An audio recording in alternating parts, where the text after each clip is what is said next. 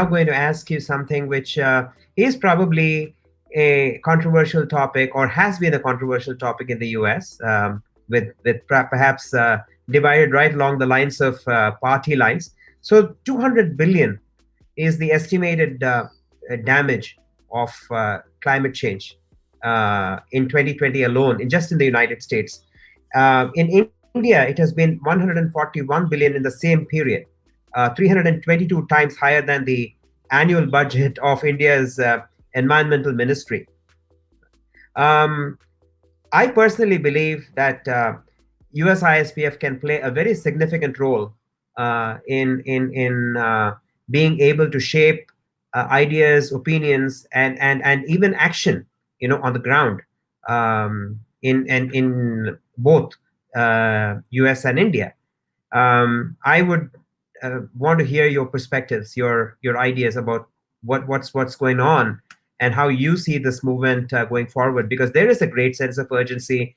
We have had UN scientists just declare code red for humanity. I mean, it's not to be taken lightly, and there must be a great sense of urgency about it.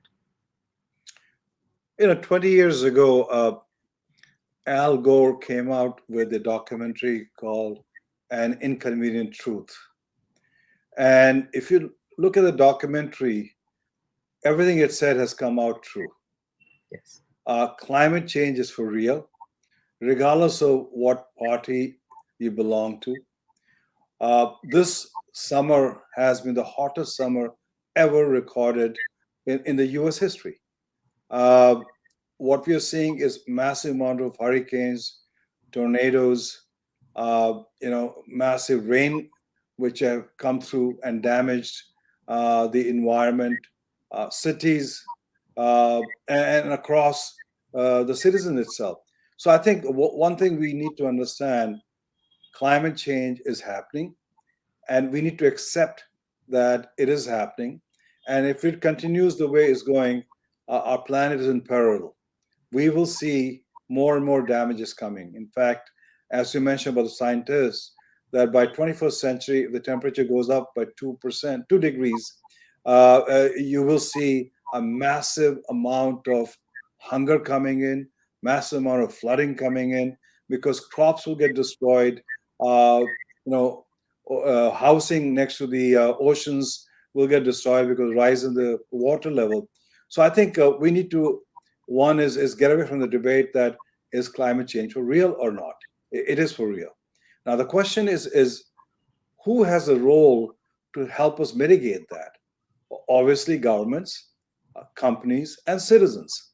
And that's where we have to look at what do we do to ensure that we are not contributing towards that momentum, because we need to slow that momentum down. I'm not talking about reversing it, slowing it down before we start talking reversing it. And so we are working with companies and also both countries on quite a few initiatives to ensure that at least there is a slowdown. For example, moving to EV vehicle.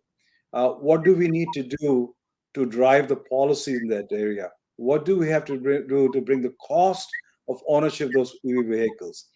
And how do we bring mobility? Does every citizen need to have a car? Can we provide mobility programs across cities so cities become carless itself? So we have a lot of initiatives across the board between India and the US trying to support those initiatives and trying to slow down the climate change. Can we reverse it? I don't know. But I know we can slow it down before the damage becomes permanent.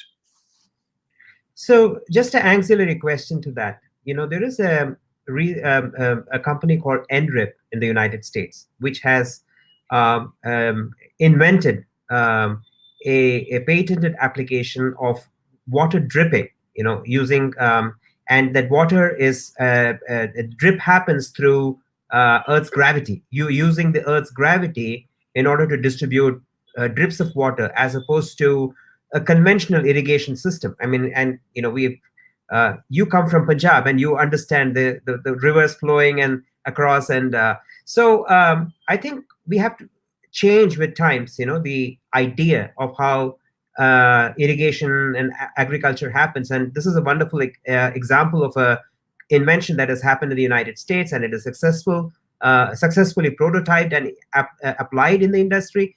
Now, can USISPF bring some technology of that nature, or even the company, to India very, very quickly, as you mentioned in the and enable a rapid institutionalization, if you may, because in India, water is a major problem.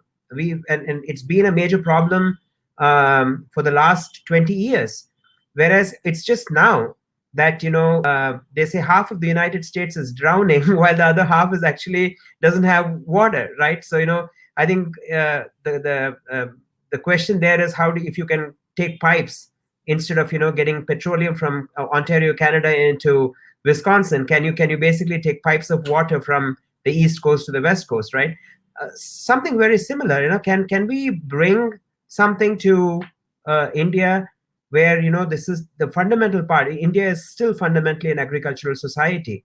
Can we show some fundamental gains in being able to address, because that it will reduce damage, you leave alone the investments into environmental protection. Reducing the damage perhaps is the first aspect before we can get to even the part of a solution to it.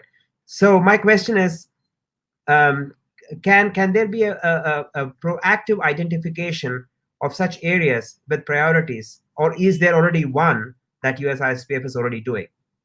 Sorry for the long question. No, I think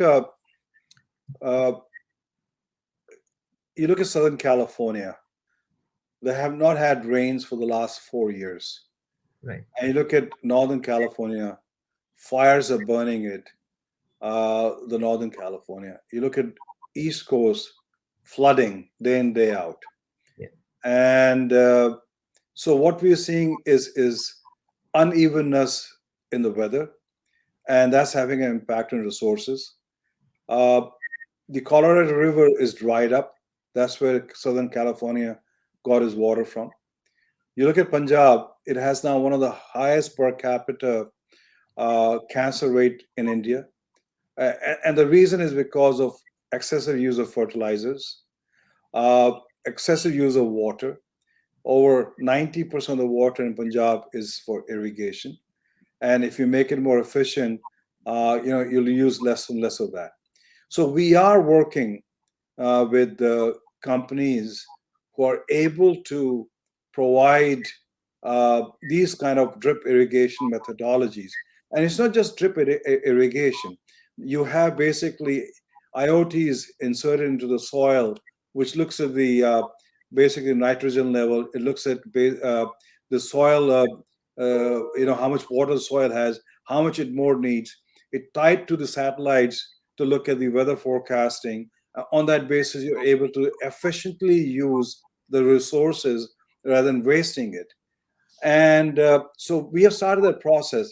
For example, 30% of the food in the US is wasted on the plate, whereas 30% of the food in India is wasted in the field. Right. And so you're working on cold supply chain, storage environment for these farmers, so they're able to store the crops at a very cost efficient manner. So we are, to answer your question, working with multiple companies in the US to bring some of this agriculture technology into India and partner with some of the large corporations who are trying to bring or invest in these areas itself. So yes, we are working on it. It's a slow process, but I think we are seeing some quick results coming through that.